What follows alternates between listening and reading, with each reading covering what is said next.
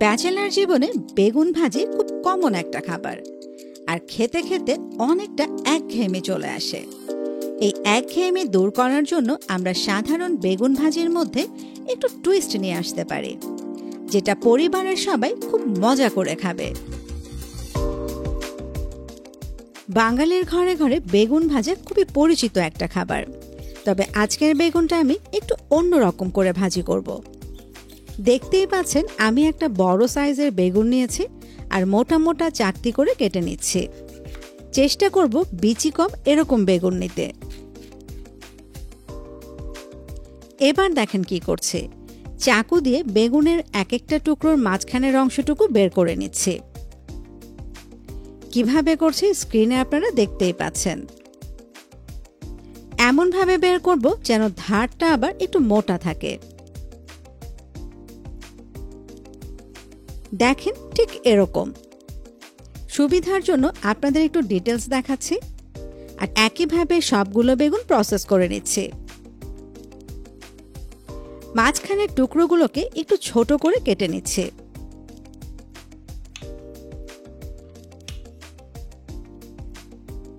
একটা মিক্সারে কেটে রাখা বেগুনগুলো নিয়ে নিচ্ছে। এবার 4-5টা চিংড়ি মাছের মাথা, খোসা, লেজ সবকিছু বাদ দিয়ে নিয়ে নিচ্ছি। এতে করে টেস্টটা দারুণ আসবে। আপনারা চাইলে চিংড়ি মাছ ছাড়াও রেসিপিটা করতে পারেন। একটা পেঁয়াজের অর্ধেকটা ছোট ছোট টুকরো করে নিয়ে নিচ্ছে।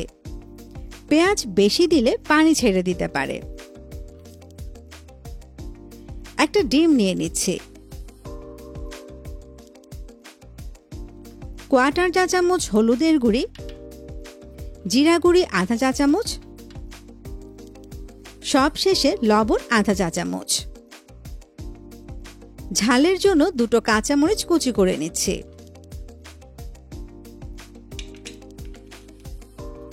খুব ভালো করে মিক্স করে নিয়ে আসলাম।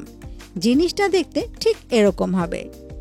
এই একই কাজ আপনারা চাইলে শিলপাটা বা হামানদিস্তাতেও করে নিতে পারেন। এবার বেগুনগুলোকে একটু ম্যারিনেট করব।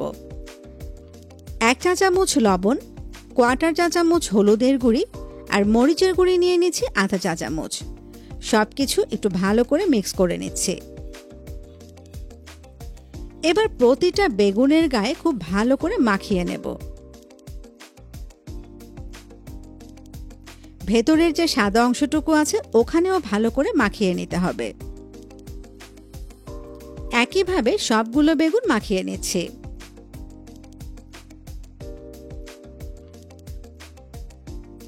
দশ মিনিট অপেক্ষা করার পর ভাজতে চলে আসলাম। বেগুনগুলো আমি সরিষার তেল দিয়ে শ্যালো ফ্রাই করব, তাই অল্প পরিমাণে তেল নিয়ে নিচ্ছি। তেলটা একটু গরম হয়ে আসলে বেগুনগুলো দিয়ে দিচ্ছি। এই পর্যায়ে চুলোর আঁচটা মিডিয়ামে থাকবে। এবার যে মিক্সিংটা রেডি করে রেখেছিলাম তা বেগুনের চাকতিগুলোর মাঝখানে দিয়ে দিচ্ছি। পুরো মিক্সিংটাই বেগুনের চাকতিগুলোর মাঝখানে সমানভাবে ভাগ করে দিয়ে দিচ্ছি।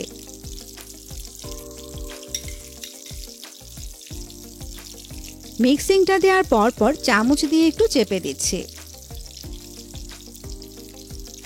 এবার ঢাকনা দিয়ে ঢেকে অপেক্ষা করছি মিনিট 2। বেগুনগুলো আগে থেকে লবণ দিয়ে ম্যারিনেট করার কারণে কিছুটা সফট হয়ে গেছে।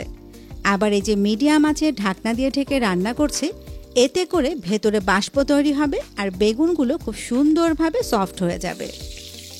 2 মিনিট পর দেখেন এক পাশ হয়ে গেছে। এবার আলতো করে উল্টে দিচ্ছি। ওই যে মিক্সিংটা তৈরি করার সময় একটা ডিম দিলাম না, এই ডিমটার কারণে মিক্সিংটা খুব সুন্দরভাবে জমাট বেঁধে যাবে। উল্টানোর পর দেখেন উল্টো পাশে কত সুন্দর একটা ঝলসানো কালার চলে এসছে। আবারও ঢাকনা দিয়ে ঢেকে অপেক্ষা করছি মিনিট 2। বেগুন রান্না হতে খুব একটা বেশি সময় লাগে না। আবার এমনও অনেক রেসিপি আছে যেখানে বেগুনগুলো মোটামুটি কাঁচাই খায়। হয়ে গেছে, তুলে নিয়ে ওই একই তেলের মধ্যে এবার আমি কিছু পেঁয়াজ আর কাঁচামরিচ সতে করে নেব।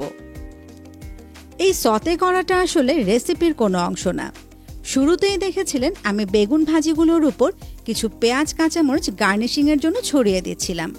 এটা সেটাই করছে। কাঁচামরিচ পেঁয়াজের মধ্যে চিমটি পরিমাণ লবণ দিয়ে সতে করে নিচ্ছি। আবার এই কাঁচামরিচ পেঁয়াজ সতের সাথে সাদা ভাত মাখিয়ে খেতে দারুণ লাগে।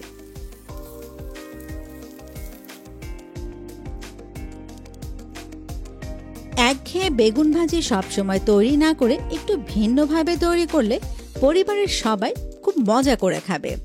আর এই বেগুন ভাজিটা শুধু সাদা ভাত কেন, পোলাও খিচুড়ির সাথেও সার্ভ করতে পারেন। এতক্ষণ সময় দিয়ে সাথে থাকার জন্য সবাইকে অসংখ্য অসংখ্য ধন্যবাদ।